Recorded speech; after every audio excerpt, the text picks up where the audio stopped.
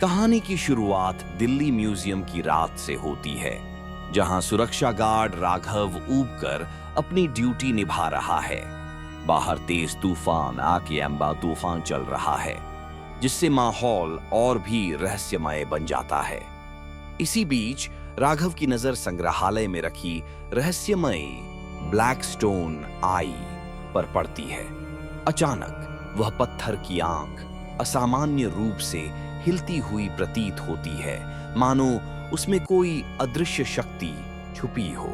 राघव को महसूस होता है कि वहां कोई अनजानी उपस्थिति है, जो इस रात को और भी रहस्यपूर्ण बना रही है। यह घटना आगे आने वाले घटनाक्रम की ओर इशारा करती है, जिसमें रहस्य और रोमांच दोनों शामिल हैं। पत्रकार रिया मेहता, जिन्हें पहले लापता माना जा रहा था, गुप्त रूप से संग्रहालय के अभिलेखागार की जांच करती हैं। अपनी खोज के दौरान उन्हें ऐसे दस्तावेज मिलते हैं जो कालनेत्र कलाकृति को वेटिकन के एक अभिशाप से जोड़ते हैं। रिया को यह भी पता चलता है कि कालनेत्र केवल मृत्यु दिखाने वाला नहीं है, बल्कि वह स्वयं अपने शिकार चुनता है। यह रहस्योद्घाटन रिया को चौंका देता है और वह समझ जाती है कि इस कलाकृति की शक्ति कहीं अधिक खतरनाक है जितना अब तक सोचा गया था। उसके सामने अब कई सवाल खड़े हो जाते हैं। क्या यह अभिशाप रोका जा सकता है और अगला शिकार कौन होगा? रिया ने वेटिकन के फादर एलरिक से संपर्क किया, जो उसे चेतावनी देते हैं कि आंख सक्रिय है और कभी वास्तव में निष्क्रिय नहीं होती। एक रहस्यमयी संदेश के माध्यम से पता चलता है कि कालनेत्र मृत्यु से पहले भय को अपना आहार बनाता है, जिससे डर की भावना और भी गहरी हो जाती है।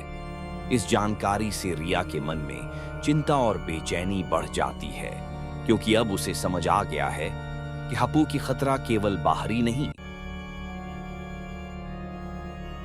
बल्कि मानसिक भी है। फादर एलरिक की चेतावनी उसके मिशन को और गंभीर बना देती है। अब रिया को न सिर्फ कालनेत्र की शक्ति से, बल्कि अपने भीतर के डर से भी जूझना होगा। राघव बेहोश अवस्था में पाया जाता है जैसे ही आंख की मुहर टूटती है और एक अलौकिक शक्ति मुक्त हो जाती है।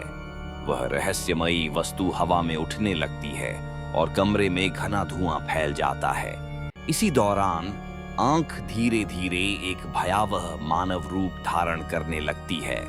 माहौल में डर और रहस्य का संचार हो जाता है, जिससे वहां मौजूद सभी लोग स्तब्ध रह जाते हैं।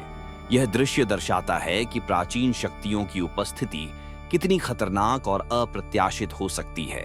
आंख से उत्पन्न हुई इकाई अनेक स्वर में बोलती है, जिससे उसकी प्राचीन मानवता से जुड़ी हुई संबंधों का पता चलता है।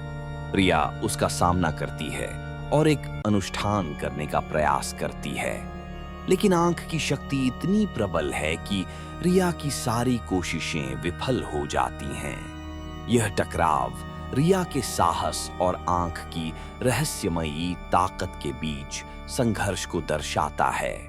प्राचीनता और वर्तमान के बीच यह मुठभेड़ माना दे ताकि गहरे संबंधों को उजागर करती है। आंख की उपस्थिति वातावरण को रहस्यमय और चुनौतीपूर्ण बना देती है। रिया की हार उसके भीतर नई जिज्ञासा और चेतना को जन्म देती है। राघव अब उस रहस्यमयी शक्ति के कब्जे में है और आंख का माध्यम बन चुका है। फ्लैशबैक में पता चलता है कि फादर रेयस, जिन्होंने कभी आंख की को बंद करने की कोशिश की थी, खुद ही उसके शिकार बन गए थे। इस भयावह स्थिति में रिया पूरी उम्मीद के साथ एक असाधारण अनुष्ठान शुरू करती है। वह लैटिन और संस्कृत मंत्रों का मिश्रण प्रयोग करती है ताकि राघव को इस दुष्ट शक्ति से मुक्त किया जा सके। वातावरण में तनाव और डर स्पष्ट महसूस होता है, क्योंकि हर मंत्र के साथ रिया की आशा और दृढ़ता बढ़ती जाती है। रिया को यह समझ आता है कि जिसने भी उस आंख को देखा, वह हमेशा के लिए एक दोहराए जाने वाले चक्र में फंस गया और अंततः उसकी मृत्यु हो गई। जैसे ही उसकी अपनी आंखें धीरे धीरे अंधेरे में डूबने लगती हैं, वह महसूस करती है कि अब उसकी बारी है। वह रहस्यमयी शक्ति जो वहां मौजूद है उसे अंतिम गवाह घोषित करती है। यह घोषणा उसकी नियति को हमेशा के लिए सील कर देती है। रिया जानती है कि अब वह भी उसी चक्र का हिस्सा बन गई है जिससे कोई बच नहीं पाया। उसकी सांसें थमने लगती हैं और चारों ओर सन्नाटा छा जाता है। रिया अपने मंत्रों को और अधिक शक्तिशाली बनाकर अंतिम संघर्ष में उतरती है। वह प्रेतवाधित वस्तुओं को जलाती है जिससे उन वस्तुओं में फंसी आत्माएं मुक्त हो जाती हैं।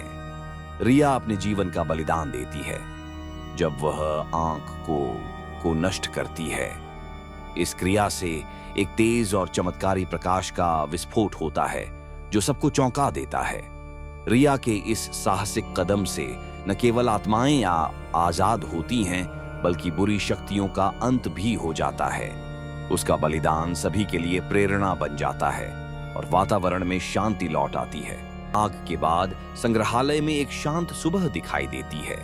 समाचारों में केवल रिया का शव मिलने की पुष्टि की जाती है जिससे माहौल में उदासी छा जाती है।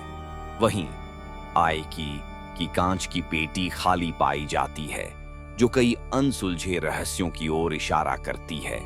यह दृश्य दर्शाता है कि घटनाओं के बाद भी कई सवाल बाकी हैं। संग्रहालय की दीवारों में अब सन्नाटा है लेकिन रहस्य ये अभी भी जीवित हैं। इस कहानी का अंत स्पष्ट नहीं है बल्कि नए प्रश्नों की शुरुआत है। कुछ सप्ताह बाद एक संग्रहालय इंटर्न को रिया की अंतिम रिकॉर्डिंग मिलती है।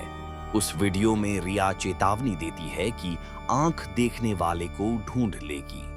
जैसे ही वीडियो समाप्त होता है एक डरावना अलौकिक संकेत दिखाई देता है जिससे यह स्पष्ट होता है कि श्राप अभी भी जारी है। इस रहस्यमयी घटना ने संग्रहालय के माहौल को और अधिक भयावह बना दिया है। रिया की चेतावनी की अब सभी दर्शकों के लिए एक गंभीर संदेश बन गई है।